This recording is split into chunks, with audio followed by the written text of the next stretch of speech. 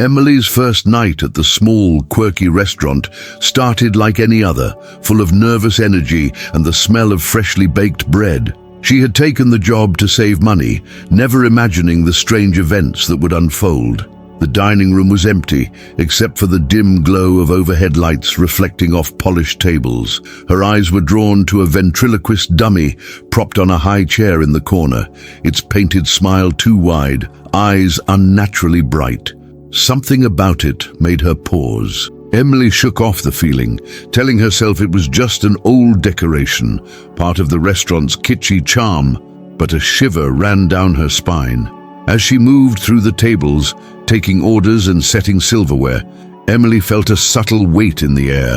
The dummy seemed to watch her, its gaze fixed and unnervingly lifelike. Each time she glanced toward it, she thought it had shifted position. She told herself she was imagining it. Her first hour passed with an uneasy rhythm, the whispers beginning as soft murmurs she barely noticed.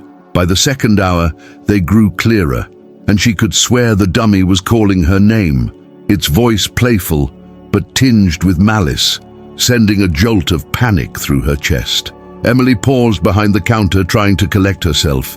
The kitchen clattered with the usual sounds, but there was an underlying hush in the dining room, as if the space itself had changed. She could feel eyes on her, and when she turned toward the dummy, its head seemed angled slightly toward her. A low, almost teasing whisper floated through the air, unmistakably from the corner where it sat. Emily froze, every instinct screaming that something was wrong. She rubbed her eyes, convinced she was exhausted, but the whisper came again, clearer and more deliberate. The minutes stretched like hours as Emily struggled to maintain control. Every step she took seemed to provoke the dummy. When she carried a tray of drinks past it, she swore its painted eyes followed her, tracking her movement in a way no inanimate object should. Her pulse quickened, a sense of dread coiling in her stomach. The restaurant, which once felt cheerful and welcoming, now seemed claustrophobic, shadows stretching unnaturally along the walls. Emily felt herself trapped in a space that had suddenly turned hostile, the dummy a silent predator waiting for her next mistake. Emily attempted to speak aloud, questioning whether the voice was real. "Hello?" she whispered, her voice trembling. The dummy didn't move, yet the whisper replied, repeating her own words in a distorted, mocking tone. A chill ran through her body as her rational mind fought panic. She tried to laugh it off, convincing herself it was her imagination, perhaps a side effect of fatigue. But deep down, she knew she wasn't alone. The dummy's gaze remained fixed on her, and the whisper now carried intent, subtle yet undeniably malevolent. Her hands shook as she poured coffee for an empty table, glancing at the dummy every few seconds. Each glance seemed to make it more lifelike, more present. The whispers escalated, forming short phrases that mimicked her own thoughts, commenting on her movements, her fears. Emily's sense of reality wavered. She considered leaving, but something held her in place, a mixture of fear, fascination, and disbelief. She realized that whatever this was, it was aware of her, interacting with her in a way that transcended explanation. By the end of her first shift, Emily was exhausted, yet the dummy's presence lingered in her mind like a shadow. Each step toward the exit felt heavier, as if the air itself resisted her departure.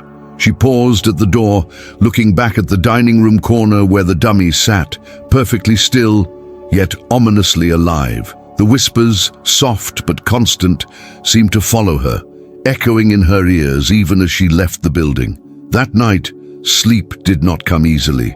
Every creak of the floorboards and rustle of the wind reminded her that the dummy's reach might extend far beyond the restaurant. Emily knew that her life had changed in an instant. What should have been a normal, mundane job had transformed into a nightmare that blurred the line between reality and the inexplicable. The audience is pulled into her terror, sensing that the first night was only the beginning of a story far darker than anyone could anticipate. The dummy was no longer just a prop. It had become a presence, a force that demanded attention, and Emily was trapped in a game she had never agreed to play. The frenzied, eerie tone sets the stage for the escalating horror to come. Emily returned to the restaurant the following evening with a heavy sense of unease. The air felt different, charged, as if the very walls were aware of her presence. The dummy remained in its corner, perfectly still, yet Emily couldn't shake the feeling that it had moved closer overnight.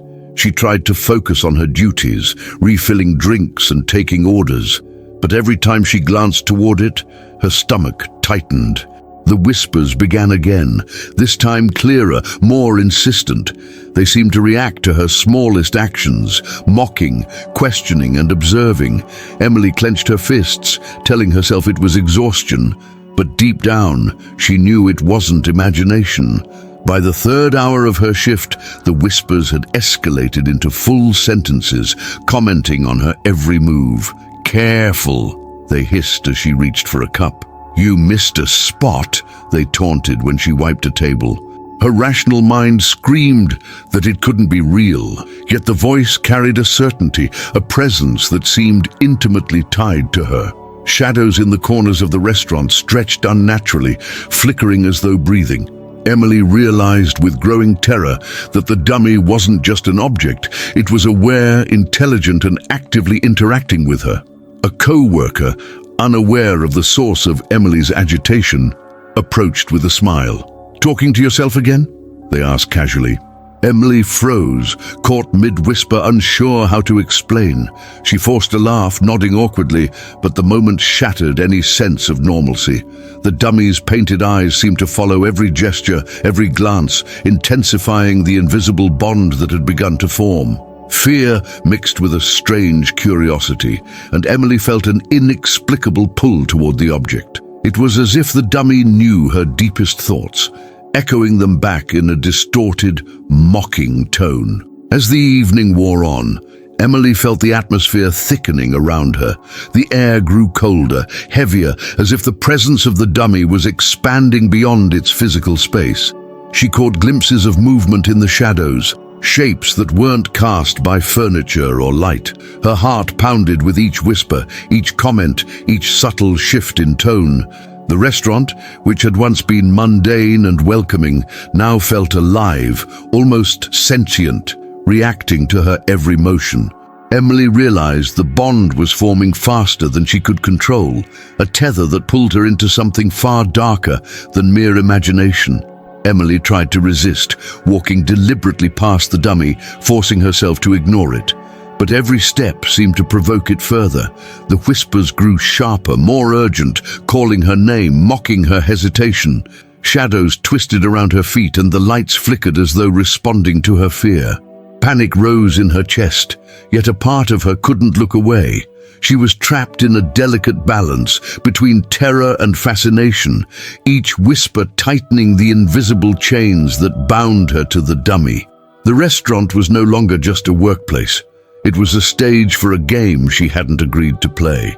By closing time, Emily was drained, her mind fraying at the edges.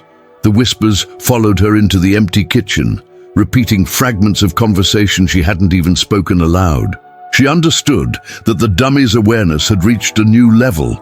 It wasn't just commenting, it was communicating with intent, influencing her perception and planting seeds of doubt and fear.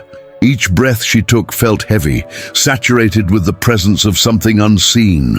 The bond had begun, and Emily knew she could no longer dismiss the dummy as harmless. Something ancient, intelligent, and malevolent had claimed her attention. That night, Emily lay awake at home, haunted by echoes of the voice. Every creak, every rustle reminded her of the restaurant and the dummy's eyes. Sleep was impossible as fragments of whispered sentences replayed in her mind, weaving themselves into her thoughts. She realized with a shiver that the dummy was no longer confined to its wooden frame.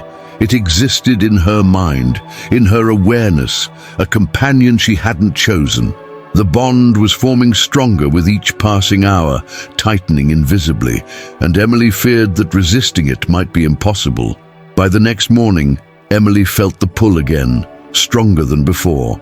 The dummy's presence had become a silent companion, watching, judging, waiting. The restaurant, the shadows, the flickering lights, they all seemed orchestrated to remind her that she was no longer alone. Every step she took toward the dining room felt like stepping into a trap she could not escape. The psychological tension had reached a peak. Emily was now bound to something she could neither understand nor control, setting the stage for horrors yet to unfold. The audience is left on edge, sensing the invisible, malevolent bond that threatens to consume her. Emily returned to the restaurant with a growing sense of dread, determined to understand the dummy that had ensnared her mind. She began searching for any clue about its origin, scouring old storage boxes and dusty shelves. Hidden beneath yellowed napkins, she discovered a small, brittle notebook filled with the cramped handwriting of a ventriloquist named Arthur Langley, who had vanished decades ago. Newspaper clippings revealed his disappearance had been sudden and mysterious, with no explanation for his absence. Emily's pulse quickened. This dummy wasn't ordinary, and its creator's fate hinted at a sinister link she couldn't ignore.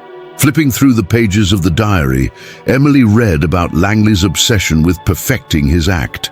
He described conversations with the dummy as though it were alive, confessing that it sometimes spoke back when no audience was present. Phrases like, "It knows my thoughts," and "I am no longer master," jumped from the pages, chilling Emily.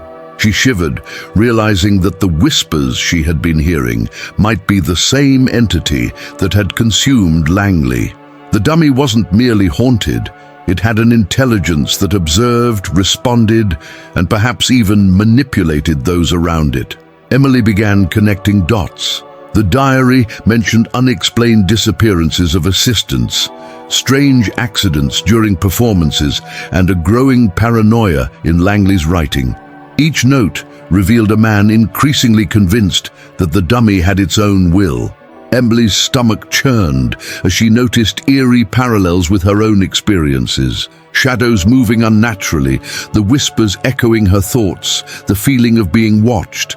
Everything Langley described decades ago now mirrored her life. Fear clawed at her, but she knew understanding the dummy was the only way to survive. Determined to document her encounters, Emily started a journal of her own. Every whisper, every movement, every subtle change in the dummy's expression was recorded meticulously. She noticed that when she felt panic or doubt, the dummy's voice grew clearer, more insistent, almost as though it thrived on her fear. The realization hit her like a cold wave. This wasn't just a haunted object. It was a predator, feeding on emotional energy and possibly growing stronger with each terrified heartbeat. Her hands trembled as she wrote, feeling the dummy's eyes on her. One night, Emily stayed late after her shift, comparing her notes with the old diary. She discovered references to a hidden compartment inside the dummy, allegedly containing a fragment of Langley's belongings. Hesitant but compelled, she pried it open and found a small sealed envelope. The handwriting inside matched Langley's exactly, and the message was cryptic. He watches, he waits, and he learns. Fear is the key. Emily's heart raced as she realized that the entity's intelligence was methodical and deliberate, and she had unwittingly become its new subject. As the days passed, Emily noticed the dummy reacting to her emotions even more intensely. If she felt confident or dismissive, the voice grew quieter. If she panicked, it mocked her, laughing with a tone that felt human, but entirely alien. Shadows shifted around her as she documented every encounter, revealing the dummy's ability to influence not just perception, but the environment itself. Emily began questioning her own sanity, but each documented event was undeniable, creating a record of a force that was both sentient and malevolent. Emily's research also uncovered that Arthur Langley had attempted to perform a ritual to transfer consciousness, hoping to preserve part of himself in the dummy. She realized with horror that she might be living the aftermath of that experiment, with the dummy now using her fears to manipulate its surroundings. Every page she read and every shadow she observed reinforced the unsettling idea that the dummy could be aware of her thoughts before she even spoke them. Her investigation had uncovered a truth she wished she could unsee. The dummy was no longer just a prop, but a living, calculating presence. By the end of Chapter 3, Emily understood the stakes had escalated. The dummy wasn't simply a haunted object, it was an entity capable of reasoning, anticipating, and responding to her emotions. Each revelation deepened the suspense, making escape seem increasingly impossible. The audience is left on edge, questioning the boundaries of consciousness, fear, and the power of a malevolent force confined to a lifeless wooden figure. Emily's journey had become a battle of intellect and courage against an unseen, cunning adversary, and the tension promised even darker chapters to come. Emily's nights at the restaurant grew unbearable. Each evening, as darkness fell, the dummy's whispers intensified, shifting from subtle murmurs to commanding voices that seemed to echo directly in her mind. Objects on tables shifted without cause. Cups rattled, napkins flew, and chairs were found in impossible positions. Emily's heart pounded as she realized the entity wasn't just reactive, it was asserting influence over the physical space. Her co-workers noticed oddities, but dismissed them as stress or fatigue. The tension escalated, and Emily knew ignoring the dummy was no longer an option. Sleep offered no escape. Each nightmare was vivid, blurring the line between dream and reality. Emily awoke to find the dummy in new locations, sometimes even staring directly at her from the doorway. The movements were impossible for an inanimate object, and the whispers became taunts, urging her to act, to obey, to fear. Panic surged through her, but she resisted, determined to document every occurrence. Each recorded video, each detailed note, revealed a growing intelligence within the dummy, one that thrived on fear and attention. Emily's recordings began to show anomalies beyond simple movement. Shadows twisted unnaturally, stretching across walls, as if the dummy's presence warped reality. Reflections in mirrors seemed to ripple when she looked away. Even the faintest sound of footsteps triggered responses from the dummy, which appeared to anticipate her movements. She realized with mounting dread that this entity wasn't just haunting the restaurant. It was learning, adapting, and evolving with every encounter, making it more unpredictable and dangerous. Her colleagues, though skeptical, started noticing small things too. Plates mysteriously shifted, lights flickered, and faint laughter echoed down empty hallways. Emily tried to explain the escalating phenomena, but each attempt was met with disbelief. The dummy's control over the environment seemed to intensify whenever she tried to involve others. It became clear that the entity preferred isolation, and Emily feared that involving anyone might worsen the situation.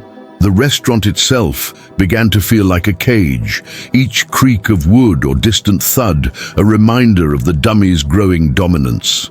Emily began to strategize, setting up cameras and recording devices around the restaurant. Motion sensors captured movements when no one was present.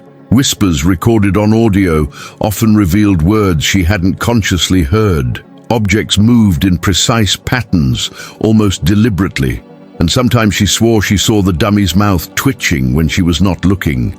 Fear now mixed with fascination. Emily realized that ignoring the entity would not make it stop. Its presence demanded recognition, feeding on her heightened anxiety and vulnerability. The atmosphere became increasingly oppressive.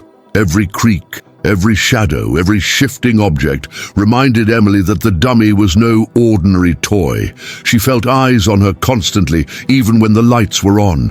Her sense of reality began to fracture, as events recorded on camera often differed from what she had witnessed in real time. The entity's control seemed to extend beyond sight and sound, reaching into perception itself. Emily now understood that this was not a haunting. It was an intelligent, interactive force with a singular focus on her. Despite growing terror, Emily pressed on with her investigations. Each night, she documented anomalies, noting patterns and reactions. The dummy seemed to test her, shifting locations faster, whispering more urgently, and creating illusions that made her question her own senses. The recordings became both a shield and a weapon, evidence of the supernatural and a method to track the entity's growing influence. With each passing day, the tension ratcheted higher, leaving Emily and the audience on edge, fully aware that the dummy's control was escalating beyond comprehension. By the chapter's end, Emily recognized the stakes. The dummy's presence was no longer limited to whispers or subtle movements.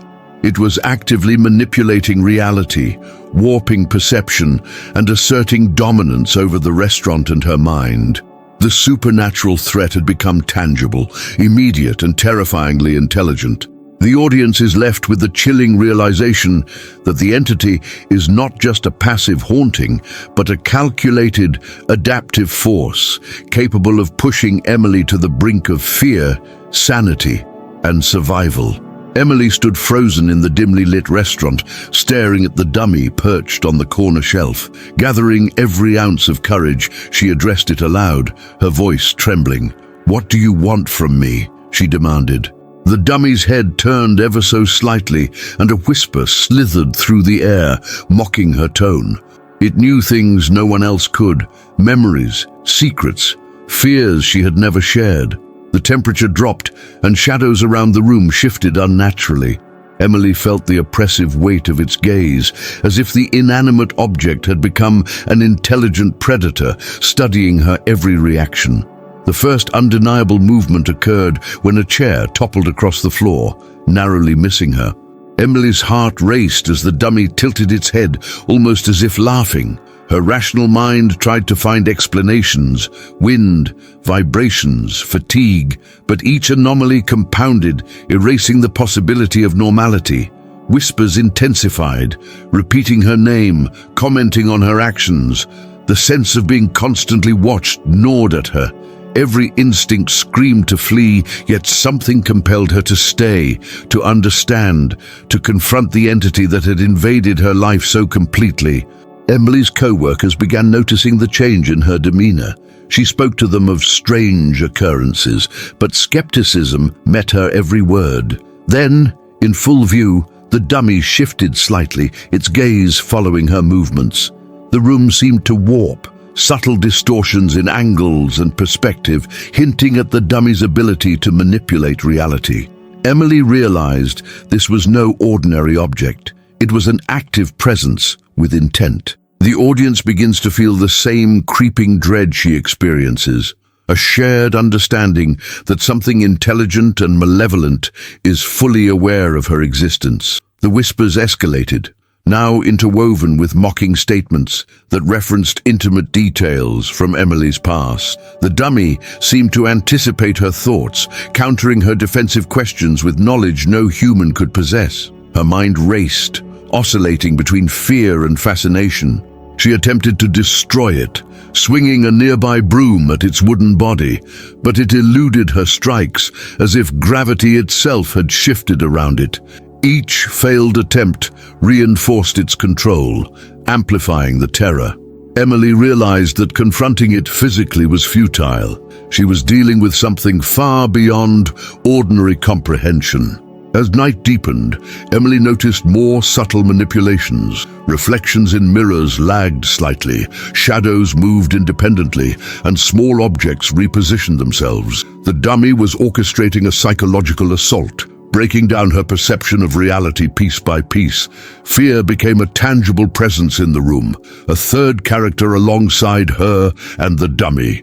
The intensity heightened with every whispered word, every twitching movement. The audience, like Emily, is drawn deeper into a world where reality is uncertain and trust in one's senses becomes impossible. Emily tried reasoning aloud, pleading with the dummy, "You can't control me." Her voice cracked, betraying her growing terror. Yet the entity responded with a sinister, almost playful cadence, twisting her words, mimicking her tone with malevolent intent. Every syllable seemed designed to destabilize her emotionally, eroding confidence and planting doubt. The psychological confrontation became a chess match, with the dummy always 2 moves ahead, manipulating both environment and emotion. The room itself became a stage for this invisible duel, every creak and shadow amplifying suspense. The sense of omnipresence intensified when Emily noticed she could feel the dummy's gaze even behind closed eyes. Darkness no longer offered refuge. Sleep was no longer safe. Her attempts to leave the restaurant were thwarted by inexplicable barriers, small forces nudging her back into the room. Emily confronted the horrifying realization the dummy's influence extended beyond sight and sound. Its intelligence and malevolence were absolute, rendering conventional escape or confrontation ineffective. The audience experiences the same claustrophobic terror, sharing her helplessness. By the end of the chapter, Emily accepts the grim truth. The dummy is sentient, malicious, and far more powerful than she had imagined. The first confrontation proves she is no longer a passive witness. She is an active participant in a supernatural struggle that has only just begun. Her fear is now informed and sharpened, setting the stage for escalating tension. The audience is left on edge, aware that the entity is calculating, adaptive, and intimately aware of its prey, making every subsequent interaction more dangerous and suspenseful. Emily's hands trembled as she dialed the number of a local paranormal investigator, hoping for guidance. She recounted the events carefully, expecting skepticism, but the voice on the other end reacted with immediate concern. The investigator mentioned cases where objects, particularly dummies, acted as vessels for residual consciousness or malevolent spirits. Emily's fear escalated. The realization that this entity could feed off attention and fear made her feel trapped. Each whisper, each small movement from the dummy wasn't random. It was gaining strength, and now she understood the magnitude of what she faced. Determined, Emily contacted her closest friends, explaining her situation and urging them to witness the phenomena. At first, they laughed nervously, chalking it up to stress or imagination. But as they entered the restaurant together, subtle changes became apparent. Shadows shifted unnaturally, objects slightly displaced, and a chilling sense of being watched enveloped the group. Whispers echoed faintly in the corners, eliciting unease even from the most skeptical. Emily felt vindicated yet more terrified, realizing the entity's influence was expanding with every observer, intensifying the haunting. Emily's research led her to a series of old news clippings and local legends about ventriloquist dummies that seemed to act independently. Some had disappeared with their owners, others were rumored to have caused psychological distress to those who came into contact with them. The common thread was an attachment to attention. Any form of interaction strengthened the entity's hold. This discovery unsettled Emily deeply. She understood that simply speaking about the dummy, even seeking help, might inadvertently empower it further, making each conversation a dangerous gamble. The group attempted to document the occurrences using cameras and audio recorders. As soon as the devices were activated, subtle manipulations began. Reflections lagged, whispers recorded slightly out of sync, objects moved in response to camera placement. Emily noted the pattern. The entity was highly responsive, reacting almost preemptively to human observation. The chilling conclusion emerged. This was no ordinary haunting. The dummy's intelligence was adaptive, and Emily now realized that traditional investigative methods could make the situation worse rather than help contain it. Late at night, Emily met with the paranormal investigator in person. He examined the dummy, noting anomalies in its construction and subtle vibrations that suggested movement independent of human contact. He confirmed her suspicions. Dummies in such cases often acted as anchors for restless consciousness, feeding on fear, attention, and doubt. Every whispered word, every cautious glance from Emily strengthened the bond. She shivered as the implications sank in. The entity might be virtually unstoppable unless she found a precise way to sever the attachment without provoking it further. Friends who had previously doubted her now experienced inexplicable incidents themselves. One reported seeing the dummy in a location it couldn't have reached, while another heard whispers repeating private details. Emily realized the entity was not only aware of her, but of anyone interacting with her. Its intelligence seemed to track and exploit weaknesses, turning normal perception into an instrument of fear. She understood the stakes. Each observer inadvertently became a participant in its influence, escalating the tension and danger with every human connection. Emily began to strategize cautiously, balancing the need for information with the risk of empowerment. She documented patterns, times of heightened activity, triggers of movement, and phrases that provoked vocal responses. Each discovery offered insight, but also heightened dread, as the dummy's sentience was increasingly apparent. It was no longer a passive presence. It was a predator testing boundaries, reacting, adapting, and manipulating all around it. Emily's anxiety mounted, knowing that one wrong step could cement its dominance entirely. By the end of the chapter, Emily recognized that seeking help was a double-edged sword. Validation of the haunting confirmed her sanity, but also demonstrated the entity's growing strength. She now faced a critical choice: continue gathering allies and risk empowering the dummy further, or confront the entity alone with limited knowledge. The chapter closes with Emily staring at the dummy, fully aware that the next decision could determine not only her survival, but the extent to which the entity could claim its influence over her world. Emily began meticulously documenting every interaction with the dummy, noting the precise conditions under which it reacted. She realized that when she attempted to ignore it, the dummy became visibly agitated, its eyes glinting with a malevolent intelligence, limbs twitching subtly, almost alive. Small objects would shift across tables, and faint whispers would rise into urgent commands. Conversely, when she maintained direct attention, the dummy seemed to pause, as if satisfied. This pattern revealed a terrifying truth. The entity drew strength from emotional energy and neglect alike, making any action a potential trigger for escalation. Each night, Emily observed new behaviors. The dummy's voice shifted tone, depending on her emotional state. Playful taunts when she laughed, harsh threats when she hesitated, and chilling mimicking of private fears. Shadows in the restaurant bent unnaturally around the dummy, stretching and flickering in ways that contradicted light sources. Items moved without contact, as if an invisible hand orchestrated chaos. Emily noted these phenomena in her journal, realizing that her survival hinged on predicting and understanding these reactions. Her experiments became more deliberate. Emily would speak to the dummy in low, controlled tones, then abruptly stop, watching its reaction. The dummy's frustration manifested in sharper movements, more insistent whispers, and a palpable sense of pressure in the air. She started to notice the timing. It never acted randomly, but waited for emotional cues, exploiting fear and distraction. This realization deepened her dread, showing that the entity was not only intelligent, but adaptive, learning from every interaction to maximize control. Emily's co-workers began to witness minor anomalies. Glasses shifted slightly when no one was near, and the dummy's position seemed to change overnight. Initially skeptical, they now watched her with caution, sensing the invisible tension. Even small interactions, Emily glancing away or fidgeting nervously, would provoke subtle but undeniable reactions.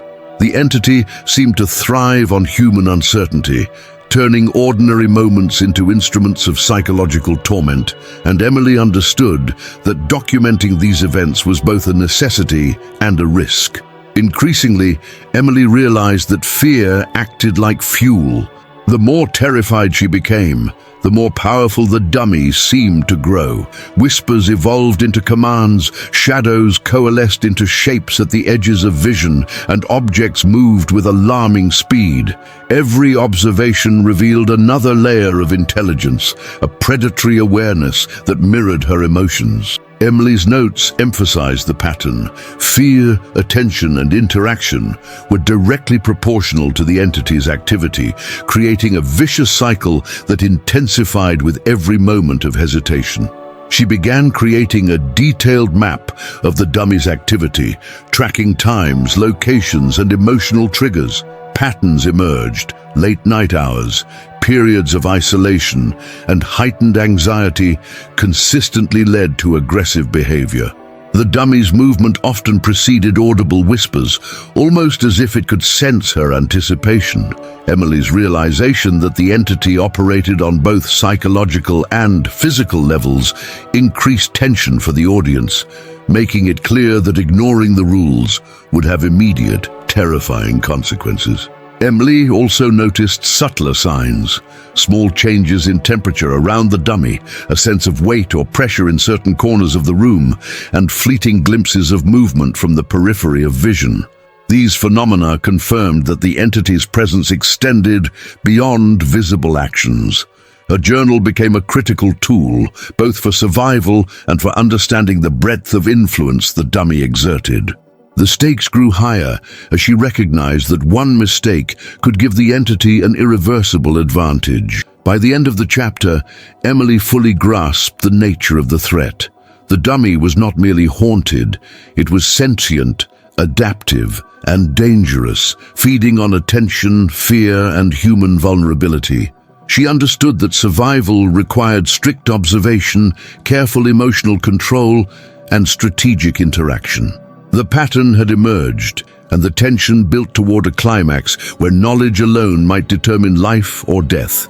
The audience is left on edge, anticipating how Emily will confront the escalating danger in the chapters to come. Emily's nights became relentless battles of endurance.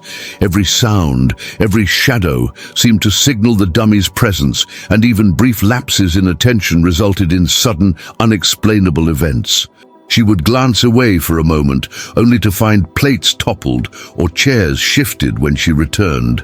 The whispers escalated into harsh, urgent commands that seemed to crawl into her mind.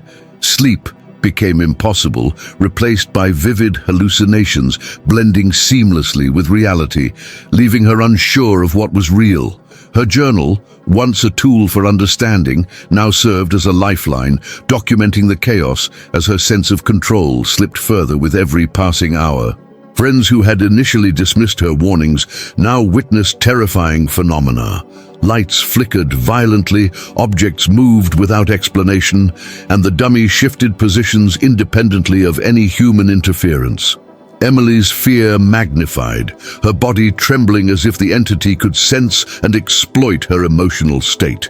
Even the smallest mistake, looking away, a nervous gesture, a whispered word, provoked immediate, aggressive reactions. The restaurant itself seemed to grow oppressive, a space transformed into a psychological trap designed to break her resolve. Exhaustion blurred Emily's perception of time.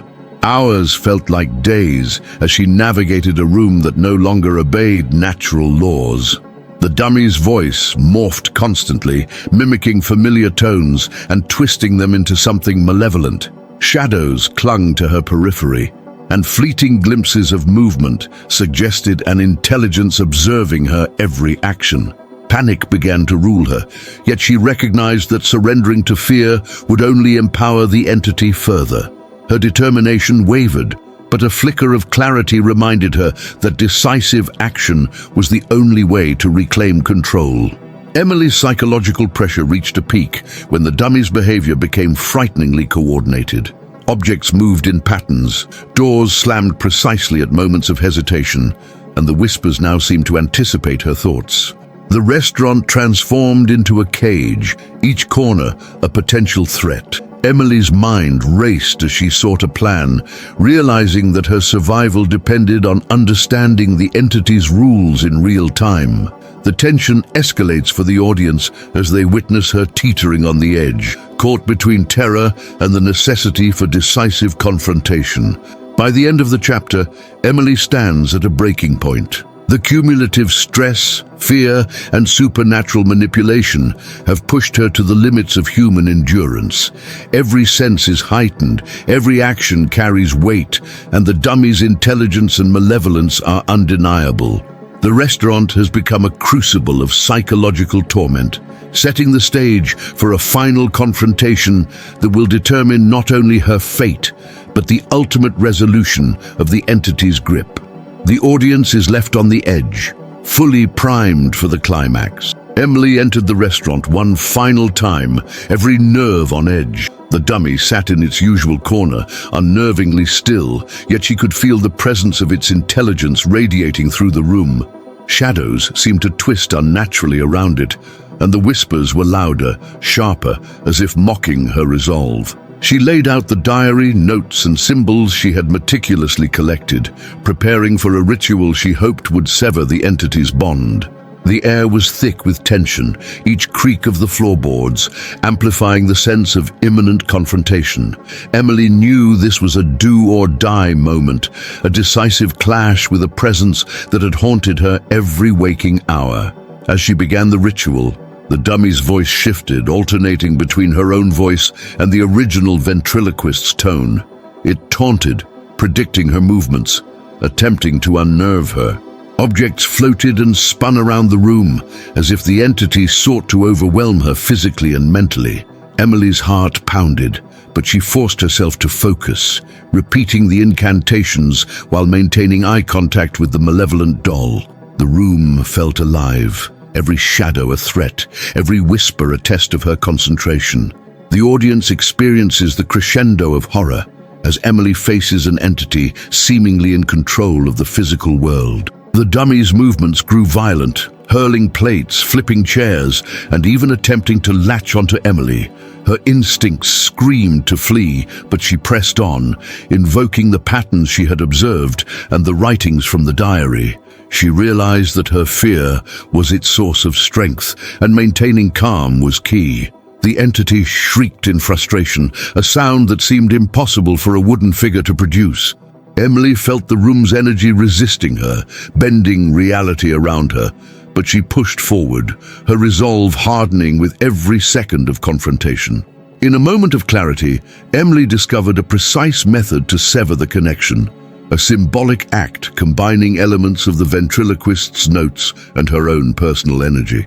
She knew it might cost her everything, but the alternative, leaving the dummy unchecked, was unthinkable. She executed the procedure, focusing all her fear, courage, and attention in a single point.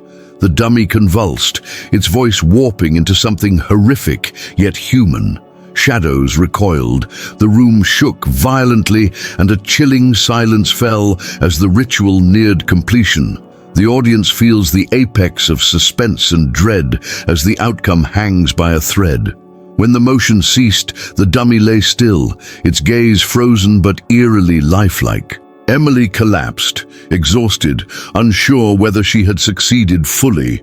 The whispers had faded, yet a faint echo lingered in the corners of the room. The diary pages fluttered, as if stirred by an invisible hand, leaving ambiguity about the dummy's ultimate fate. Emily realized she might have contained the entity temporarily, but the malevolent intelligence might not be gone entirely. The tension remains as the audience is left questioning whether the terror is truly over or merely postponed. The chapter concludes with Emily stepping away from the restaurant, the city outside unaware of the horrors contained within its walls. She carries the trauma, knowledge, and lingering fear of the dummy's presence. The story closes with uncertainty, suggesting that some forces resist final defeat. The dummy may await another victim, patient and cunning, a reminder that evil can persist despite our attempts to control it. The audience leaves with a lingering chill, the perfect balance of resolution and unsettling possibility.